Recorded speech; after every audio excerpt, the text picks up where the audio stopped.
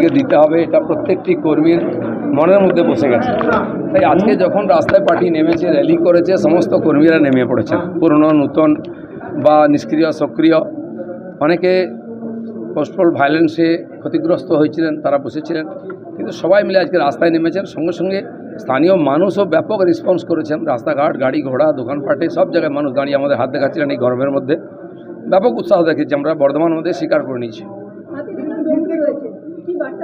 হাতে ডমরু থাকে, ত্রিশূল থাকে, লাঠি থাকে, যখন যেটা প্রয়োজন হয় নিয়ে আমরা।